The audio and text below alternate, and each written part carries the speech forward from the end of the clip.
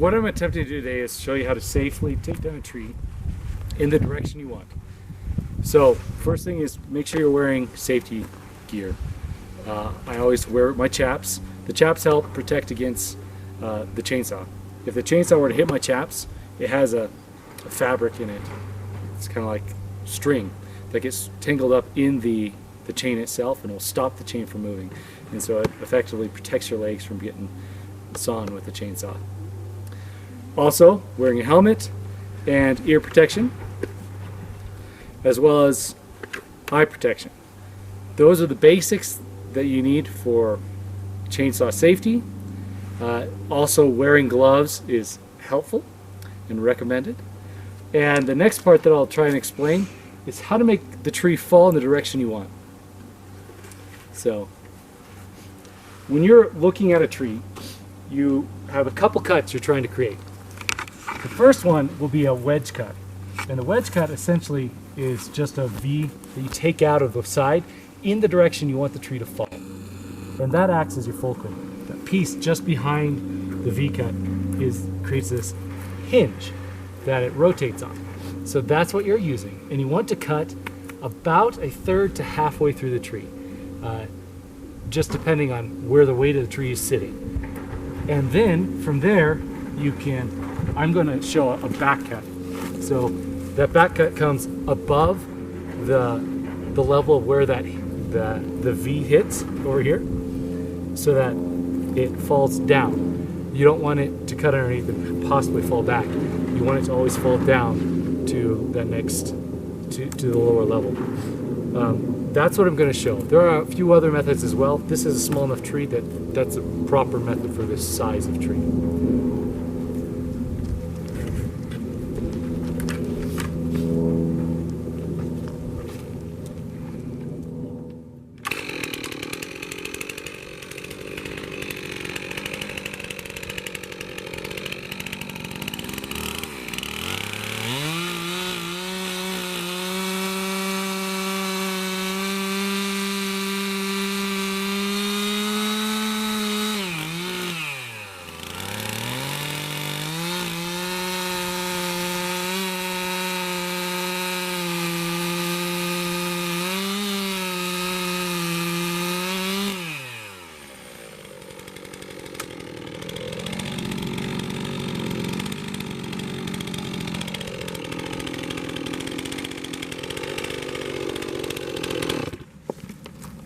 So I'm going to show this really quick.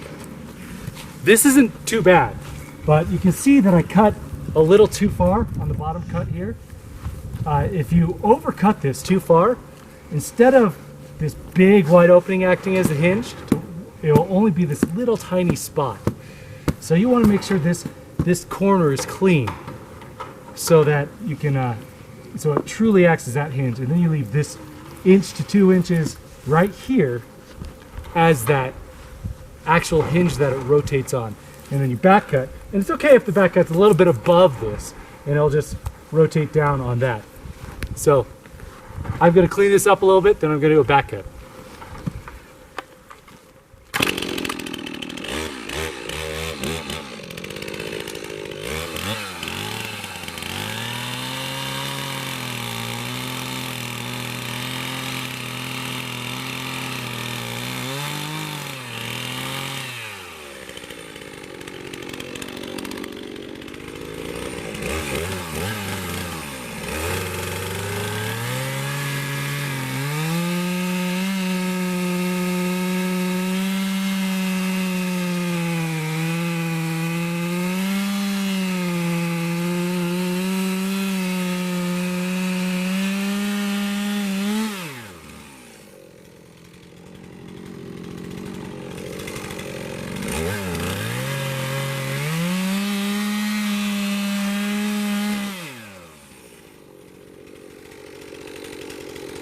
About 2 inches left.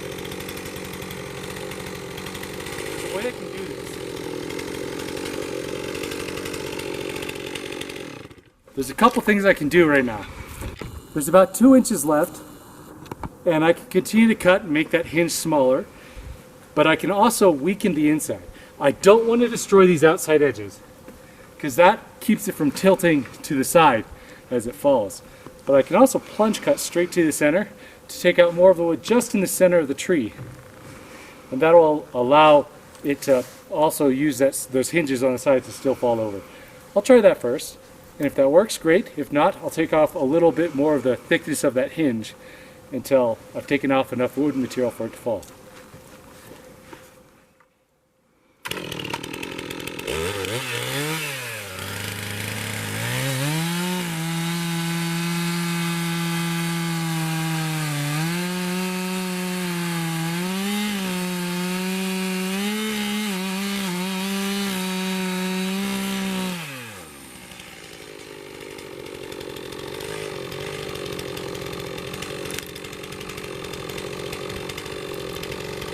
Almost. I could probably push it over. Probably take out a little bit more than it.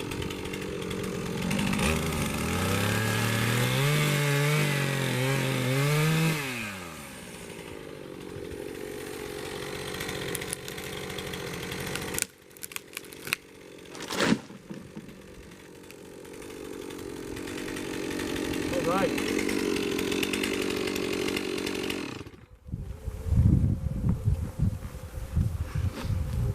So taking a look at this, you can see I wasn't very even with my back cut. So while I met this at about the right level, I could have gone a little higher. The back side of my blade was too low. It was actually below this hinge. And it didn't allow for as much. Optimally, you want that cut to be just above, about an inch above this cut here, so that it would be level here. And then it would fall in that hinge a little bit better. And looking at this, this is almost a third. I could have gone a little bit deeper with this wedge cut and it would have been more effective. But ultimately, this was effective in getting the tree to fall the direction I needed to it, and also was relatively safe as well. Obviously, with felling trees, there are always dangers. There's always things that can happen. Flaws in the trees that you aren't aware about that are internal. They can make it twist and do weird things, but this is the best way to maintain your safety to the best of your degree. But nothing makes up for just extra precaution, wearing the proper safety gear, and just being aware of your surroundings.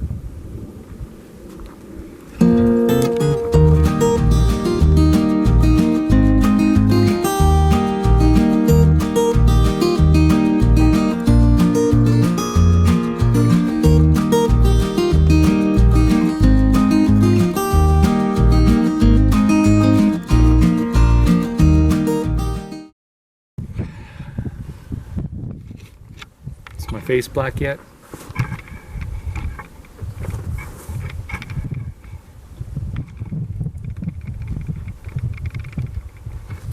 All right, you're good. As in I can start talking good? Let's take us. Can you turn slightly this way?